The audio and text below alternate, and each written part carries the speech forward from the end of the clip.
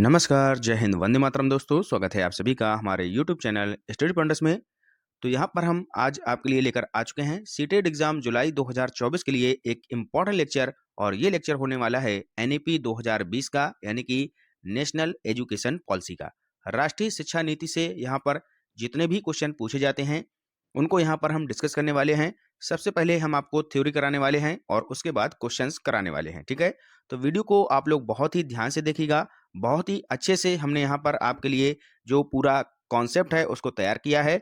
तो आप लोग वीडियो को सबसे पहले कर दीजिएगा लाइक और शेयर। चैनल से पहली बार जुड़े हैं तो चैनल को सब्सक्राइब कर लीजिएगा, बेल आइकॉन को प्रेस कर लीजिएगा, जिससे कि आने वाली वीडियो का नोटिफिकेशन आपको समय से मिल सके। तो चलिए शुरू करते हैं।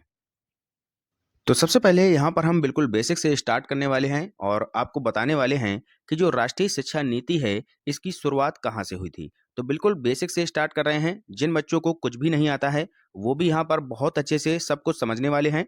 तो सबसे पहले हम बात करेंगे पहली राष्ट्रीय शिक्षा नीति के बारे में। तो यहाँ पर लिखा है कोठारी आयोग की जो अध्यक्ष थे वो थे दौलत सिंह कोठारी। एक था आपका कोठारी आयोग, इतना आप समझिएगा, जिसके अध्यक्ष कौन थे, वो थे आपके दौलत सिंह कोठारी जी, ठीक है। इनकी अध्यक्षता में पहली शिक्षा नीति 1968 को पारित की गई, ठीक है। तो जो पहली शिक्षा नीति है बच्चों, ये 1968 में आई थी। किसकी अध्यक्षता में आई थी? तो ये आई थी दौलत सिंह कोठारी की अध्यक्षता में, ठीक है। अब यहाँ पर एक बात और आती है, यहाँ पर पूछा जा सकता है कि कोठारी आयोग की जो रिपोर्ट है वो कब आई थी। तो जो रिपोर्ट आई थी बच्चों, क्या आई थी? जो सबसे पहले रिपोर्ट आई थी कोठारी आयोग की, ये आई थी 1964-66 में, ठीक है। तो जब ये रिपोर्ट आती है, इसके बाद इस रिपोर्ट को इसको आधार मानकर ही जो पहली राष्ट्रीय शिक्षा नीति है इसको यहाँ पर 1968 में लाया गया था, ठीक है। क्लियर हो गया? तो रिपोर्ट आती है 64-66 में। इसके आधार पर जो पहली राष्ट्रीय शिक्षा नीति है दौलत सिंह कोठारी की अध्यक्षता में 1968 में पारित की गई। क्लियर है? अब यहाँ पर आगे देखिएगा, पहली राष्ट्रीय शिक्षा नीति जो 1968 में आई थी, ये इंदिरा गांधी जी के समय काल में यहाँ पर लागू की गई थी, ठीक है। तो इंदिरा गांधी जी के समय काल में ये यहाँ पर लागू की गई थी। आगे चलिएगा, यहाँ पर आ गई आपकी दूसरी राष्ट्रीय शिक्षा नीति।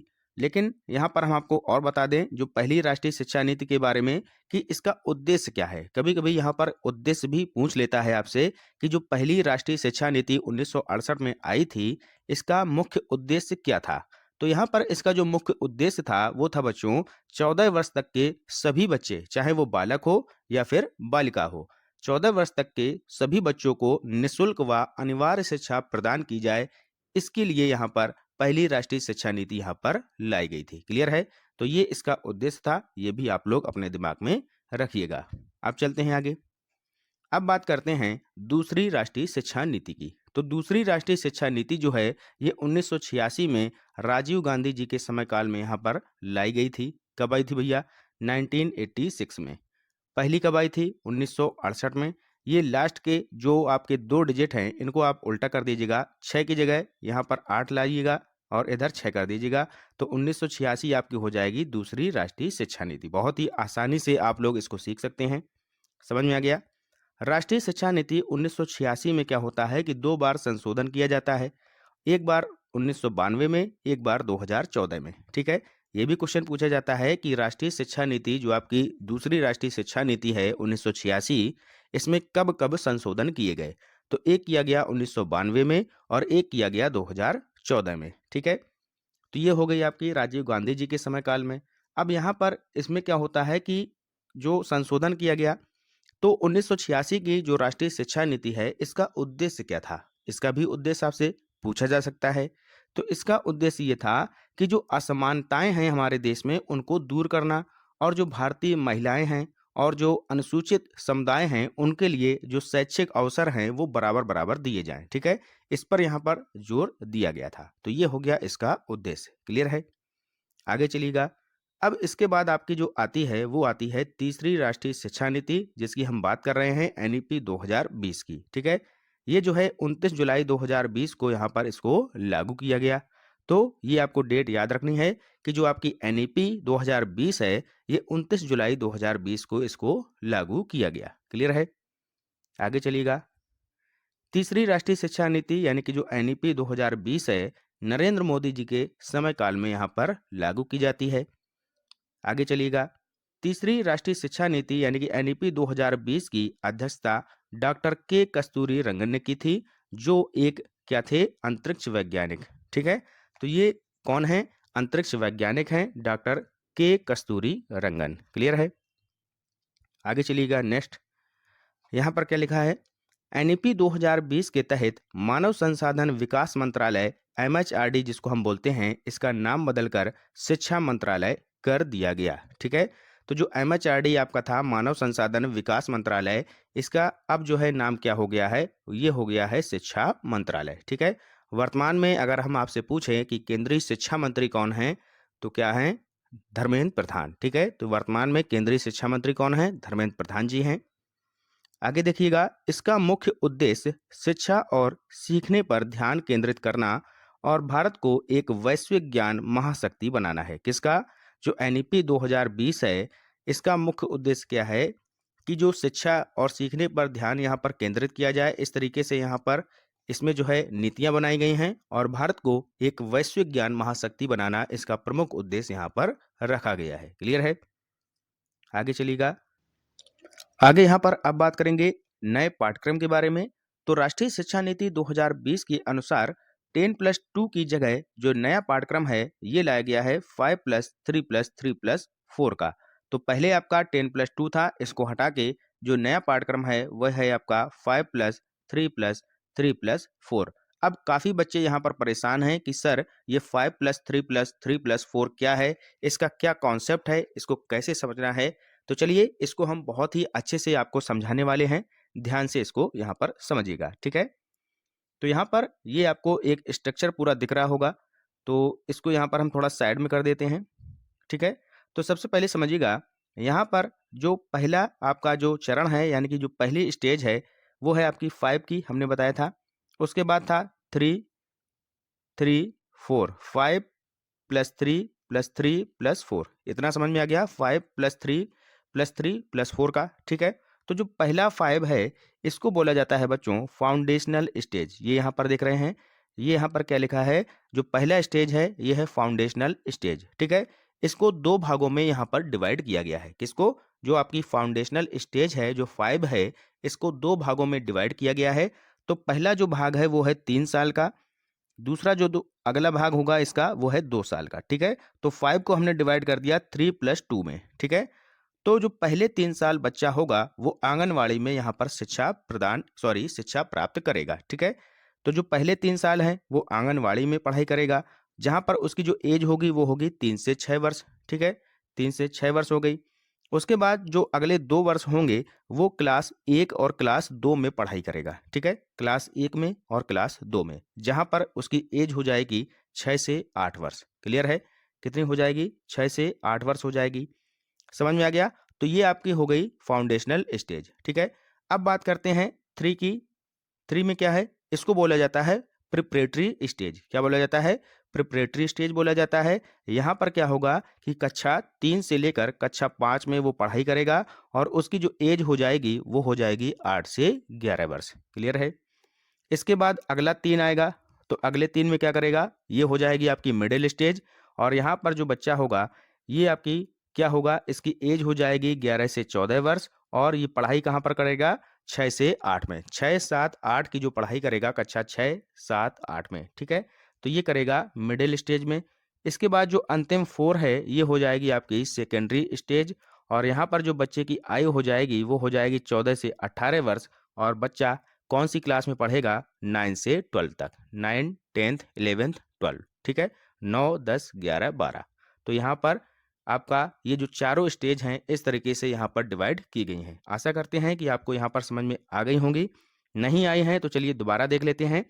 हमने आपको बताया था कि जो 5+3+3+4 का जो कॉन्सेप्ट है, सबसे पहले हमने यहाँ पर 5 लिख दिया, 3 3 4। ठीक है, पहला 5 डिवाइड कर दीजिएगा 3+2 में। तो पहले 3 साल आंगनवाड़ी में पढ़ाई करेगा, फिर अगले 2 साल कक्षा 1 और कक्षा 2 में करेगा पढ़ाई।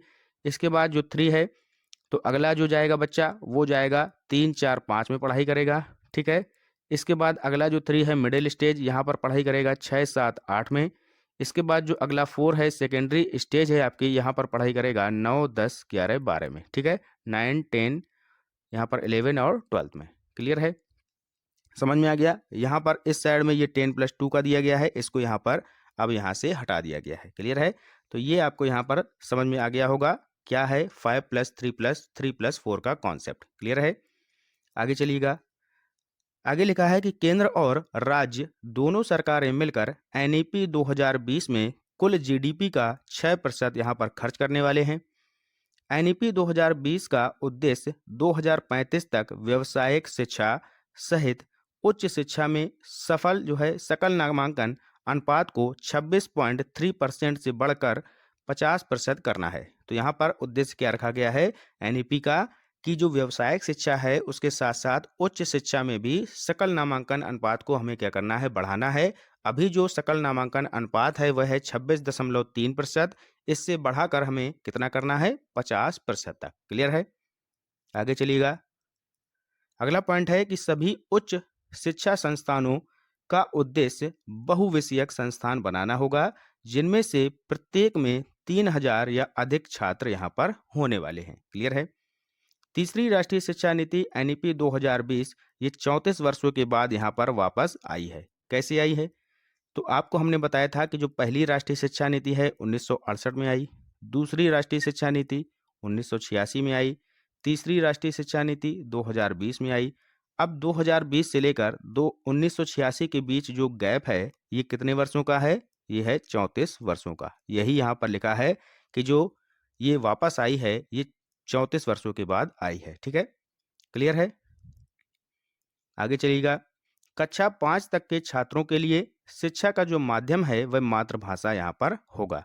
तो एनईपी 2020 के जो इम्पोर्टेंट पॉइंट हैं उसमें से ये बताया गया है कि जो कक्षा 5 तक के छात्र हैं उनको हम कैसी शिक्षा देंगे, उन्हीं की लोकल लैंग्वेज यानी कि मातृभाषा में हमें शिक्षा प्रदान करनी है। एनईपी 2020 के पाठ्यक्रम को 5+3+3+4 प्रणाली के आधार पर विभाजित करने की बात यहाँ पर बताई गई है, ये हम आपको समझा चुके हैं। आगे लिखा है एनईपी 2020 का उद्देश्य पाठ्यक्रम को लचीला बनाने के लिए यहाँ पर लाया गया है। तो सबसे पहला यहाँ पर आपको याद रखना है कि एनईपी 2020 जो आपकी आई है इसका उद्देश्य क्या है, तो वो है पाठ्यक्रम को लचीला और सरल बनाना। ठीक है, लचीला बनाने का उद्देश्य ऐसा है कि लचीला ऐसा बनाया जाए कि बच्चों को जो भी चीज़ हम पढ़ाते हैं उनको अच्छे से समझ में आ सके, वो करके सीखने पर यहाँ पर बल दे सकें। ठीक है, तो इस तरीके से यहाँ पर लचीला बनाने की बात कही गई है।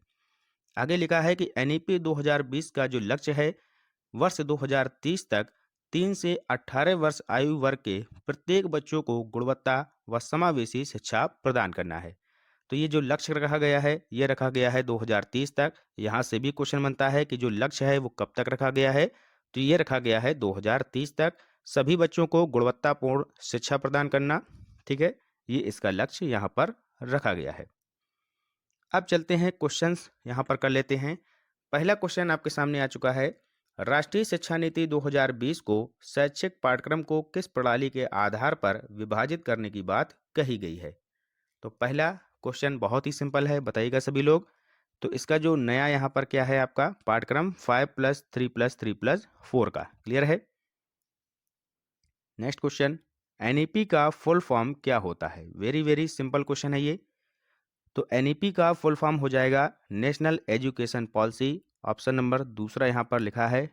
ठीक है, तो यही हमारा राइट आंसर हो जाएगा। ठीक है, अगला क्वेश्चन देखिएगा, मानव संसाधन विकास मंत्रालय यानी कि एमएचआरडी का नाम बदलकर क्या रखा गया है, बताइएगा। तो इसका नाम रखा गया है शिक्षा मंत्रालय, और वर्तमान में कौन है केंद्रीय शिक्षा मंत्री, तो धर्मेंद्र प्रधान जी। ठीक है, तो इनको आप याद रखिएगा।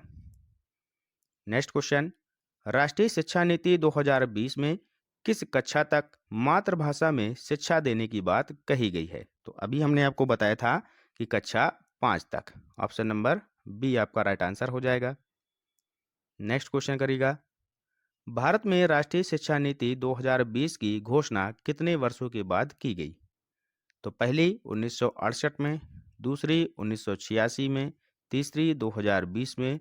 इनके बीच का जो गैप है वो है 34 वर्षों का। ऑप्शन नंबर डी आपका राइट आंसर हो जाएगा। क्लियर है, अगला क्वेश्चन बताइएगा, राष्ट्रीय शिक्षा नीति 2020 का लक्ष्य किस वर्ष तक 3 से 18 वर्ष आयु वर्ग के प्रत्येक बच्चों को गुणवत्तापूर्ण व समावेशी शिक्षा प्रदान करना है। तो ये जो लक्ष्य है ये रखा गया है 2030 तक। क्लियर है? Option number C will be your right answer. Next question, राष्ट्रीय शिक्षा नीति 2020 किस पर जोर देता है? किस पर जोर देता है भैया बताइएगा। पाठ्यक्रम को लचीला बनाने के लिए, पाठचर्या का मानकीकरण करना, पाठ्य पुस्तकों को रटकर याद कराना। तो भैया रटना तो बिल्कुल नहीं है, इसका हो जाएगा पाठ्यक्रम को लचीला बनाने के लिए। ठीक है। नेक्स्ट क्वेश्चन, राष्ट्रीय शिक्षा नीति 2020 के अनुसार अधिगम होना चाहिए। कैसा अधिगम होना चाहिए? अधिगम का मतलब क्या होता है बच्चों? सीखना। अधिगम का मतलब होता है सीखना। तो जो अधिगम है वह कैसा होना चाहिए? व्यवहारात्मक होना चाहिए। ठीक है।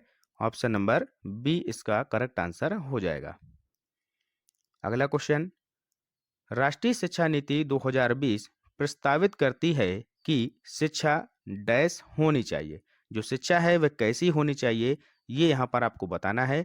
पाठ्य पुस्तक और शिक्षक केंद्रित, परीक्षा के लिए सीखने की ओर उन्मुख, अन्वेषण प्रेरित खोज उन्मुखी, या फिर इनमें से कोई नहीं। बताइएगा क्या हो जाएगा इसका राइट आंसर। तो इसका राइट आंसर आप लोगों को जो है कमेंट बॉक्स में बताना है। हम इसका आंसर आपको नहीं बता रहे हैं। अगर आपने यहाँ पर अच्छे से पढ़ाई की है तो आप इसका आंसर जरूर देंगे। तो सभी लोग कमेंट में इसका आंसर जरूर बताइएगा, ये आपका होमवर्क है। ठीक है। अगला क्वेश्चन है, राष्ट्रीय शिक्षा नीति एनईपी 2020 की कितनी अवस्थाएं यहाँ पर बताई गई हैं? तो 4 अवस्थाएं बताई गई हैं। तो ऑप्शन नंबर 4 यहाँ पर राइट आंसर हो जाएगा। ठीक है। अगला क्वेश्चन, राष्ट्रीय शिक्षा नीति एनईपी 2020 की मिडिल स्टेज में बच्चे की उम्र कितनी बताई गई है? बताइएगा। तो जो यहाँ पर मिडिल स्टेज की बात की जा रही है, ठीक है, 5 + 3 + 3 + 4। तो यहाँ पर मिडिल स्टेज कहाँ पर थी? ये थी आपकी फाउंडेशनल, ठीक है, ये प्रिपरेटरी, ये आपकी थी मिडिल, और ये सेकेंडरी। तो मिडिल वाले में क्या थी? 11 से 16 वर्ष। ऑप्शन नंबर बी आपका राइट आंसर हो जाएगा। क्लियर है? तो ये था हमारा आज का इम्पोर्टेंट लेक्चर। वीडियो आपको कैसा लगा जरूर हमें कमेंट बॉक्स में बताइएगा। मिलते हैं एक और इम्पोर्टेंट लेक्चर के साथ, तब तक के लिए पढ़ते रहिए और आगे बढ़ते रहिए। जय हिंद, जय भारत।